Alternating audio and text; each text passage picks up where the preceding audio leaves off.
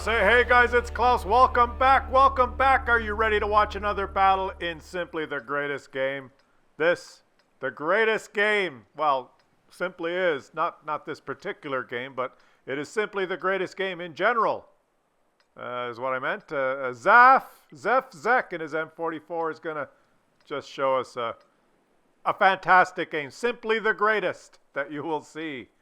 And he's got a teammate on his team, Mac Victory 033 in the KV2, who announces to everyone right away that he is going to team kill the artilleries on his team because he does not like artilleries. And Dom Diego in the T25-2 says, affirmative! Affirmative! Remember that guy for later. And what's he going to do? He's going to team kill Zek in the M44. Team kill him immediately. You thought you were going to have to sit through an artillery replay, but no, not on my channel. The artillery is dead. The KV2 has team killed him, Mac Victory 033, and he has a long reload. And is he going to kill the other artillery on his team? He's still driving away there. And he's killed the other artillery. He's taken 2 shots. He's killed both artilleries. He's turned blue, but he is still driving around. He is not banned. Then check out the little guy right here hiding in the bushes. Who is that little guy? What's his name? Poor little guy. Kid Tanker 13 is hiding there. Is he really a kid? Is he really 13? The poor guy. I wonder what he's thinking. And they've team killed the KV2.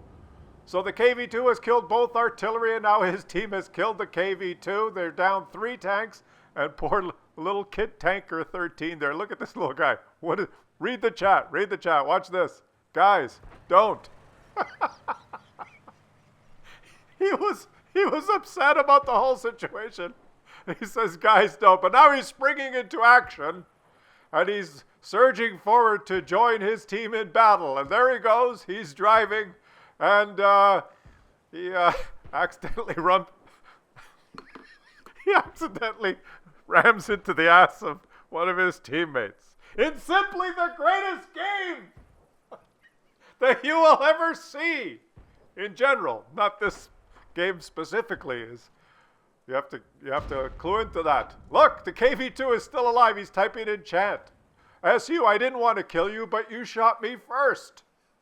The KV2, you shot me first. I told the whole team I was going to kill both artillery when the game started because I hate artillery. But they've probably forgotten that, and now I'm letting him know that the only reason I killed you is because you shot me first. This is simply the greatest game. Don't these people know that when you write something in chat, it's recorded? We can read it. And now you can see the strategy of the team. The AMX-12T has moved into a position to spot and is requesting fire. He keeps pinging, requesting fire on the KV-85. Well, who are you requesting fire from? Your artillery? They're both dead. He hasn't noticed that a KV-2 has team killed both artillery on his team, and he is incessantly requesting fire. He's requesting fire. His teammates are behind him, so they do not have shots. But he's undeterred, requesting fire on KV-85. Is there no artillery on my team that can shoot this fucking KV-85 that I have lit up? No, there isn't, because they're both dead. Because Mac Victory 033 has team killed them. And now he is in the chat still. Blue, but still in the chat. And he's requesting, he's continuing to request fire. Who the fuck is gonna fire? I urge you, if you're gonna send me these simply great games, it may be better if you switch perspectives so that we can see what everyone else is doing. But we are still noticing that the AMX-12T is requesting fire on that KV-85. Will someone shoot the fucking KV-85? I've got him lit. I've been spotting him for 4 minutes.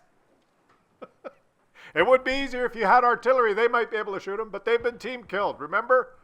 He probably hasn't noticed. Oh, well. Well, let's take stock. Let's calm down and take stock of what is happening here. It is a tie game, 6-6. And remember, 3 of the tanks on this particular team were team killed.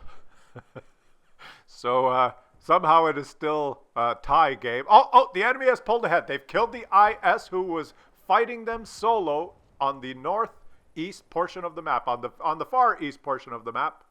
And the IS just types in chat.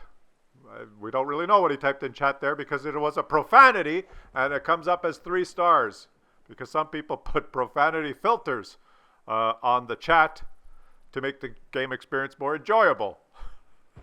And as we can see, this game for the M44 has been more enjoyable because he does have that profanity filter turned on. It is 8-8 now, and as you can see, his team, the M44's team, is making a hard push down the 1 line. They've noticed. The T-67 now is requesting fire. He's requesting, please, someone fire. Do we have an artillery on the team? I'm requesting fire. Well, he's dead, but it's okay because it's 10-11 and it's still so close. The team is pushing down that 1 line. Now, I would give you guys some advice if you're going to send me one of these simply epically great games. It might be better if you switch perspectives so we can see what the rest of the team is doing, but we can still enjoy the great teamwork displayed in the chat. Bomb Fog, the T-67 who requested fire and died, is now telling his teammates, get on cap. He has realized that one of the only ways they could win this game is if they cap. The enemies have taken control of the high ground and are probably pushing towards their base. The T-25-2 has made it all the way down the 1 line and is close to their cap. The T-25-2. Remember him? He's the guy that said, affirmative! When the KV-2 announced that he would team kill both artillery. Well, let's watch what's happening around the base here as the enemies approach. There is one player in an Su-85, Ionuccio. 2017, I don't know if I said your name right, but he's been hidden in that bush all game. He even got rammed by his own teammate, little kid 13, but he did not move. He's been there all day. Can you see him? The whole game. He's been in that bush. Oh, and he's been hit. He's been hit. He's in the bush. He's spotted. He's finally been hit, but he managed to survive most of the game. He's got a T-67 backing him up. The T-67 is in the open because he does not believe in bushes. I care not for bushes. I will request fire. I will not care for being in bushes. And now we finally switched perspectives to see the grand finale, the crescendo here. It is Dom Diego in the T-25-2. The player who, when Mac Victory 033 in the KV-2 announced to his whole team that he would team kill both his artillery, Dom Diego said, affirmative! So we know already that he is a very serious player, and he's very special in his skill set because he knew when the KV-2 announced to his team that he would kill both artilleries, he knew that the correct thing to do would be to say, affirmative! And here he goes. If he caps, they will win. But he is not capping. He is pushing this dead tank. Tattoo Master in the T-67, who is still in the open by the base, is furiously pinging the map. Cap! Cap! Cap! Cap! They're all coming to the base. I am sitting in the open beside our Cap to fight them. Why don't you cap for victory? And this spurs Dom Diego into action. Dom Diego is now going to blind shoot some bushes just in case there's some enemies right here that he does not see. He's using the dead tank as cover. He's near the edge of the map, but there might still be someone in front of him there, and he's using this dead tank and blind firing again into the bushes. You can't be too careful these days. There's another bush over there. Should he blind fire this bush as well? Well, he's thinking about, yes, he's blind fired 3 bushes, and he's using a dead tank as cover. He is very sly. He's very careful. He knows what he's doing. He knows that when someone on his team announces to everybody that he will team kill both artilleries, the correct thing to do is say, affirmative! And I'm wondering, where are the enemies? Where are the enemies? There's still 5 of them. The T-67 is back at the base in the open.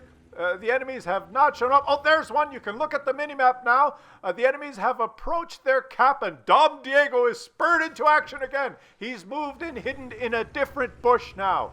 He did not like the first bush he was hiding in, and he's moved to a different one. But alas, he does not like that bush either. He's moving around now a little farther from the cap and trying a different bush. He knows this bush is safe because he was blind firing it just a few minutes ago. Tattoo Master T-67 is now saying we should report this bot. But old fan breaker in the KV-1 is not giving up. Please get on cap, please. They're pleading with Dom Diego, hoping that he will get on cap and bring his team to victory. He could have won this game while all the enemies were up north fighting that lone T-67 that was defending the base. But Dom Diego is undeterred. Dom Diego has his own way of playing, and he's explained it in chat. He says, and Stender. That's, what the fuck does that mean? But it's not over. This is a close game. He could win Kolobanov's medal if he wins this game. Do you guys realize that? He could win Kolobanov's medal, the hardest medal to ever win in World of Tanks. He could win it, and he's creeping even closer now, stopping in yet another bush to make sure. Maybe he should blind fire a few spots or turn his tank. He had a lot of time to cap now, but I guess there is a possibility that some of the enemies have come back. They are not capping his base, so maybe they've come back to find him, which makes him even more cautious. And so he's hidden in this bush, cleverly, effectively, hidden.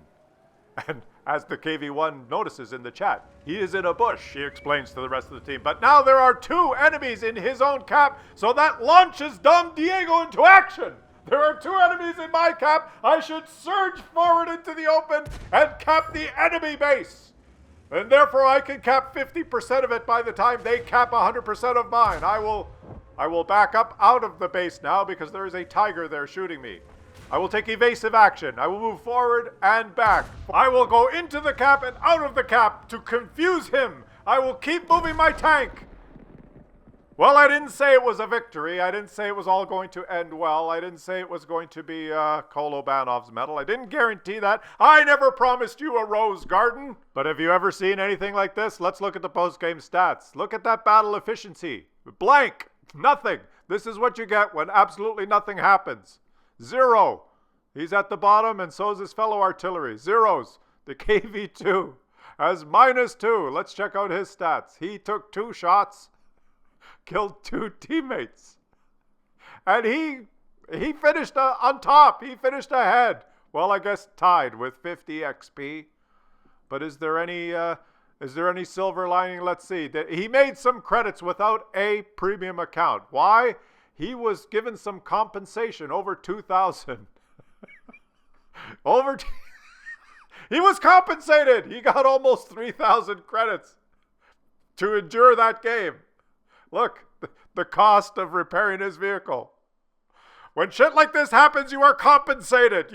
You receive the cost of repair, which offsets. And you get the profanity filter on, and you could, as the game reminds you, you could configure the brightness in the graphic settings, in case you don't know where, to enhance your game experience. You can turn on the profanity filter, adjust the brightness in the graphic settings, and be compensated for the team damage inflicted on you, which makes it all worthwhile and simply the greatest game. Not this particular one, mind you, but in general, simply the greatest game that we all love.